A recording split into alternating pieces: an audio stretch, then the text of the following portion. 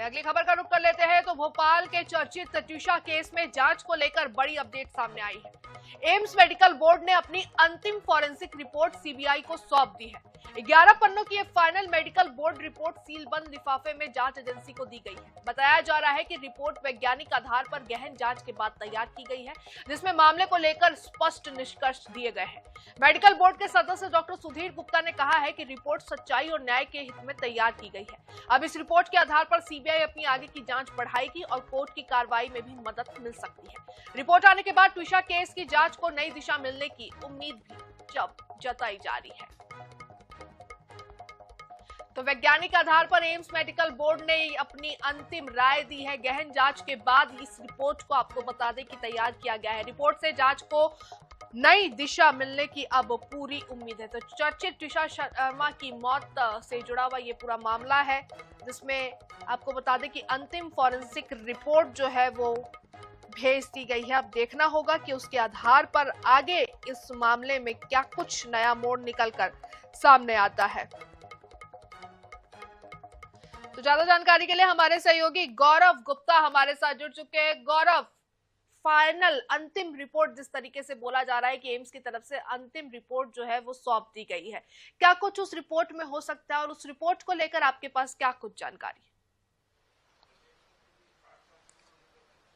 तो ट्यूशा की हत्या, ट्यूशा की मौत के मामले में हत्या के आरोप लगाए गए थे। इसमें जो पहली मामले में हत्या के आरोप लगाए गए थे, इसमें जो पहली पोस्टमार्टम रिपोर्ट आई थी उसमें साफ तौर पर जो ट्यूशा का परिवार था उनका कहना था कि इस पोस्टमार्टम रिपोर्ट में गड़बड़ है और दोबारा से पोस्टमार्टम कराया जाए। जिसके बाद दोबारा पोस्टमार्टम किया गया। उसके बाद एम्स की एक टीम भोपाल पहुंची, जहां पे भोपाल एम्स में पूरी गहन जांच की गई। तमाम जो सबूत थे वो यहाँ से एम्स की टीम में साथ लेकर दिल्ली गई और न केवल पोस्टमार्टम बल्कि तमाम जो फॉरेंसिक जांच है वो भी यहाँ पर एम्स की टीम ने की है। और अब जाकर जो पूरी रिपोर्ट है वो सीबीआई को सौंपी गई है, क्योंकि इस पूरे मामले की जांच जो है वो सीबीआई कर रही है। बंद लिफाफे में इस रिपोर्ट को सौंपा गया है और अभी जो रिपोर्ट है सीबीआई कोर्ट में जमा करेगी और उसके बाद ये साफ हो पाएगा कि आखिरकार इस पूरी रिपोर्ट में क्या कुछ कहा है एम्स ने। क्योंकि देखिए जो ये रिपोर्ट है, इस रिपोर्ट के जब सामने आने के बाद इस जो केस है पूरी इस केस का जो जांच का जो पूरा एंगल है वो आगे जो है तय होगा। किस तरीके से इसमें सीबीआई आगे जांच करेगी, कोर्ट इसमें क्या कुछ निर्णय देगा, ये तमाम जो तमाम मुद्दे हैं, तमाम जो पॉइंट्स हैं, ये इसी रिपोर्ट के ऊपर डिपेंड करते हैं।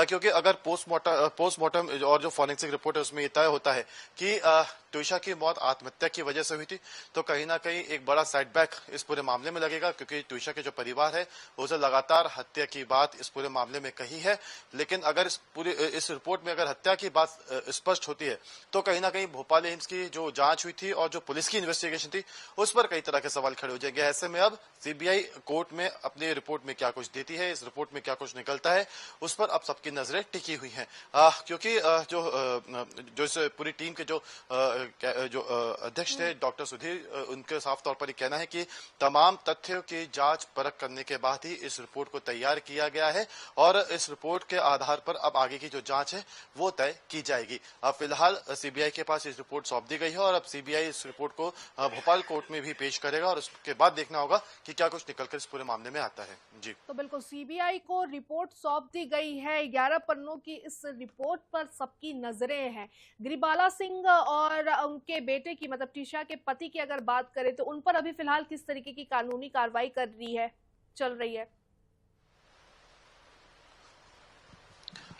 देखिए इस पूरे मामले का अगर देखें तो जब एफआईआर दर्ज की गई थी तो 304 बी यानी दहेज हत्या के तहत इस मामले में एफआईआर दर्ज की गई थी, जिसके चलते गिरिबाला सिंह और उनका बेटा समर्थ सिंह इस वक्त जेल में मौजूद हैं। लेकिन देखिए इस मामले में जो शुरुआत में जो तथ्य सामने आए थे कि ट्यूशा के साथ मारपीट की गई थी, उसके शरीर पे चोट के निशान थे और ये जो तमाम तथ्य और जो तमाम बयान उसके परिवार की तरफ से दिए गए थे, ट्यूशा के परिवार की तरफ से, उसी के आधार पर पुलिस ने इस धारा के तहत एफआईआर दर्ज की थी और इसी के चलते इस प्रकरण में गिरिबाला सिंह और समर सिंह जेल में मौजूद हैं।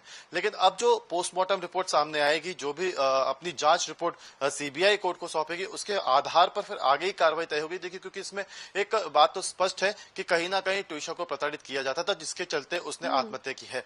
हो सकता है कि आने वाले समय में इस पूरे मामले में आत्महत्या के लिए प्रेरित करने के तहत भी मामला दर्ज किया जाए और जो 304 भी जिसके तहत ये मामला दर्ज किया गया था वो हो सकता है कि हट जाए अगर पोस्टमार्टम रिपोर्ट में इस तरह के तथ्य सामने आते हैं कि आत्महत्या की वजह से ट्विशा की मौत हुई है। तो कहीं ना कहीं जो समर्थ सिंह और गिरिबाला सिंह जो इस वक्त जेल में मौजूद हैं, इस पोस्टमार्टम, इस फॉरेंसिक रिपोर्ट के आने के बाद जो सीबीआई है अपनी रिपोर्ट पेश करने के बाद आगे उनकी सजा या आगे जो उनकी जेल में रहने की जो अवधि है वो किस हद तक आगे बढ़ाई जाएगी या उनको जमानत मिल जाएगी, ये इसी के आधार पर आगे चलकर कोर्ट तय करेगा। क्योंकि लगातार देखा जा रहा था कि समर सिंह जब फरार हुआ था तो उस दौरान एंटीसिपेटरी बेल लगाई गई थी जो निचली अदालत ने खारिज कर दी थी।